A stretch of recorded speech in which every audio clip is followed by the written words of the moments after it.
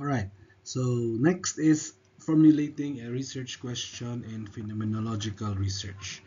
Crafting questions for in-depth exploration. In every research, we always start with a research question. So whether from it could be from a different method, it could be a quantitative type of research or any qualitative research or any case study or any research for that matter. There is always a research question.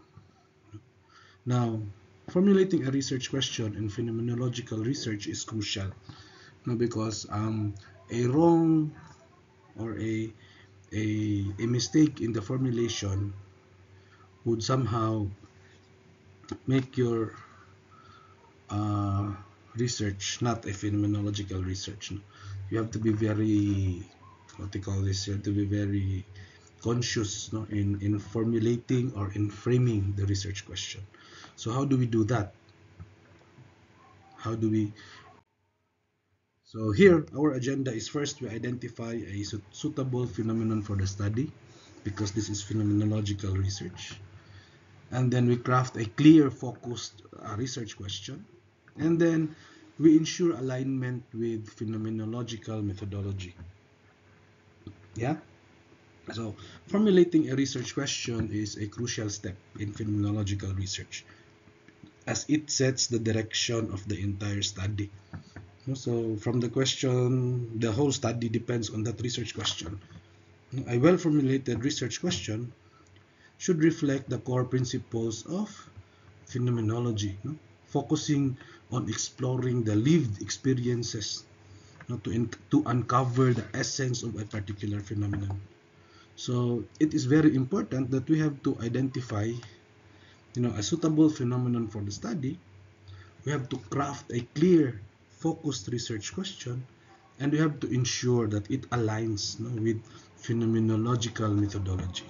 Because we're doing a phenomenological research, so we must ensure alignment, and we must also ensure that that is a phenomenon based for it to become a phenomenological research.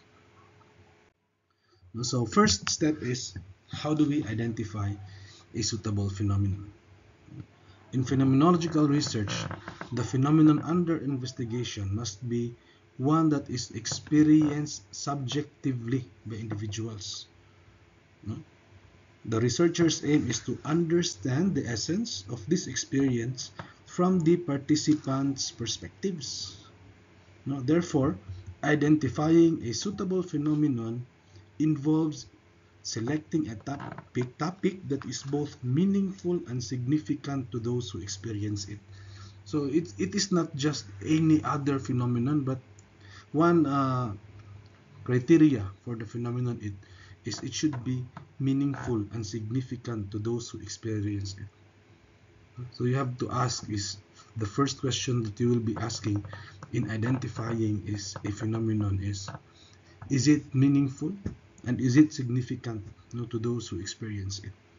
For instance, one might choose to explore the lived experiences of grief among individuals who have lost a loved one.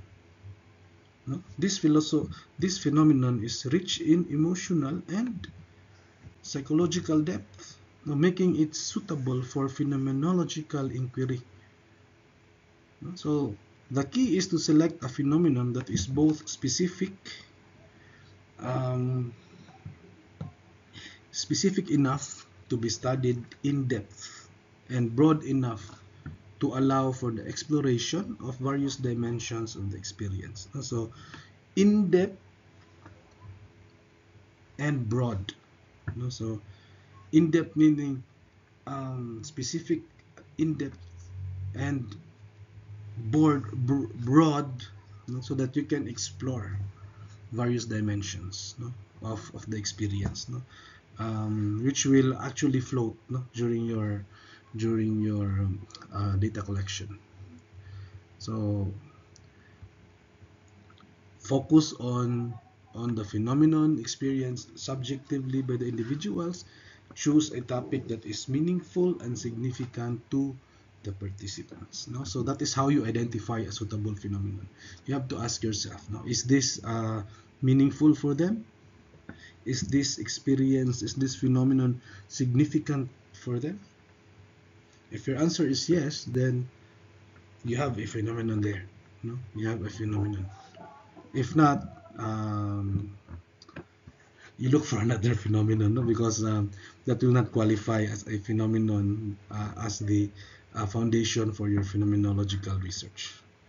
So after identifying a suitable phenomenon, um, we create the question. But before that, here are some examples of phenomenological research. So one title here is Exploring Patients' Lived Experiences and Perceptions of Chemotherapy. Those who have experienced cancer. So this is from the medical field. So to explore, this is a study, explore Iranian patients' lived experiences of chemotherapy. These are just examples. Now after is you craft a clear, focused research question. Now, once a suitable phenomenon is identified, the next step that you will be doing is to craft a clear and focused research question. So what are the things that you have to consider in crafting the research question? First is the research question should be open-ended, allowing participants to share their experiences in their own words. So open, they can discuss more, they can share experiences rather than being constrained by predefined categories or hypotheses. Because if we do not use open-ended questions and we formulate questions that usually are based on some existing theories, that's not phenomenological research in there, because the framing up of your question is already biased. You are trying to grasp their experience in a context of a certain theory, which is wrong.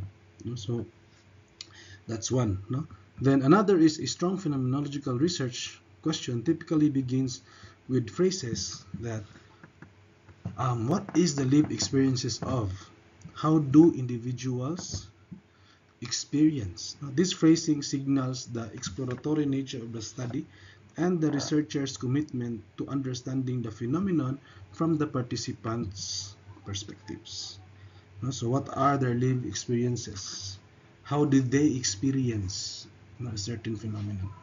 So typical phrasing is, for example, what is the lived experiences of first-time motherhood among women in their 30s? So these are just example of those questions. So lived experiences, how do they experience? Because phenomenological really is focused on the subjective experience of those people who were able to experience the phenomenon. Now you cannot get the data in that using close-ended questions. You have to use open-ended questions. And that's why it's very important that you start your phenomenological research with an open-ended question. And that is very crucial. Okay. And this is an example, transition into high school, a phenomenological study. Now, the aim of this research approach is to produce clear and accurate descriptions of a particular aspect of human experience in order to reveal the essential structure of the phenomenon under investigation. So this is an example of a phenomenological research. Sometimes you frame your research question may not come in a question type. It can come like this, the aim, a statement type. Now, third part here is to ensure alignment with phenomenological methodology. Now, how do we ensure alignment? Because this is a phenomenological research, we have to make sure that this is a phenomenological method. So the research question must also align with the core principles of phenomenology. This means that the question should design to elicit rich, descriptive data that captures the essence of the lived experiences being studied. The focus should be on how individuals perceive, how individuals interpret, and how the individuals make sense of their experiences, rather than on measuring or categorizing these experiences. Now, because when you say measuring, categorizing, that's already quantitative, no, research. And when you use that, you are limiting. You are limiting the your participants. No? They cannot really describe what happened. No? They cannot divulge. You cannot explore more into their experiences. Yeah. So to ensure alignment, researchers should consider whether their questions allows for the application of phenomenological methods. No? So make sure that your question can be answered using in-depth interviews, participant observation, and the use of reflective journals. No? So these methods will be discussed later, no, when we reach the topic on data gathering techniques. No? These methods are designed to capture the depth and complexity of human experiences. No? In-depth interviews, participant observation, reflective journals, no? Creative writing, you know, journal writing, and what they were able to experience during that time. No? So this is making sure, no, that your research question is aligned to phenomenological methodology. Now, for example, in a study exploring the lived experiences of caregivers, you know, caregivers of dementia patients. The research question might be, what is the lived experiences of caregiving for a loved one with dementia? Now, this question aligns with the phenomenological method because it invites participants to share their personal experiences, to share their thoughts and their emotions related to caregiving. The researcher can then use phenomenological methods to explore these experiences, no, in depth, now aiming to uncover the essence of what it means to be a caregiver in that context, in this context. So another key aspect of alignment is ensuring that the research question remains open-ended and flexible, allowing the phenomenon to reveal itself through the participants' narratives. So your research question should always be open-ended and flexible. That's why flexible, so that you allow the phenomenon to be revealed through the narratives of the participants. You who did not experience the phenomenon, by listening to their narratives, in the in-depth question, by the participant observation, you're able to capture uh, what happened during that time through their experiences. That's why it's very important that they will really provide you with very rich data, on these experiences. Very rich data. This approach contrasts with more positivist methodologies, where research questions are often designed to test specific hypotheses. So since we are open-ended, usually in phenomenological research, we do not test hypotheses. We do not test hypotheses, but we generate theories, we generate generalizations from their different subjective experiences. That's why in phenomenological methodology, there is bracketing. There is bracketing. So it is not predetermined. Even the themes in lived experiences are not predetermined. You just let these themes emerge from the data. You let this emerge from the data. Okay, so you have here benchmark studies, like a qualitative phenomenological study of emotional and cultural intelligence of international students in the United States of America. So emotional and cultural intelligence, international students, because not all students in America they came from different cultures. Some of them could be Asians from Europe, and how does this cultural intelligence affect their that the phenomenon wherein they are enrolled in an international school in the US. So the phenomenon there is um, their enrollment or their assimilation, to the US curriculum and to the culture of the US students. So that's the phenomenon, and of course, that phenomenon left a mark that's very meaningful and significant to those who were able to experience that. Okay, you have another study here: history and social science teachers, perceptions of their profession. A phenomenological study. How does the how does history and social science teachers perceive their profession?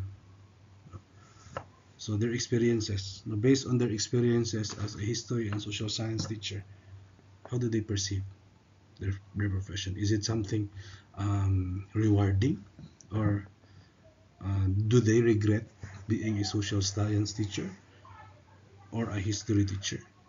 So these are examples of phenomenological research. Yeah. Okay. And then to conclude this part, a well-formulated research question is crucial in creating phenomenological research. The question should focus on meaningful phenomena, meaningful and significant phenomena. Be clear of the phenomenon. Do not use several phenomena, but only one phenomenon. Now be clear and focused. And of course, you have to make sure that your research question is aligned with phenomenological methodology. That's why methodology mentioned in this presentation is in-depth interview. You can also have key informant interviews. You have participant observation, and you can have them write a reflective journal, so that they can really put in detail their experiences. Okay, so this is how we craft a research question in phenomenological research. Okay, you can put your questions in the comment section.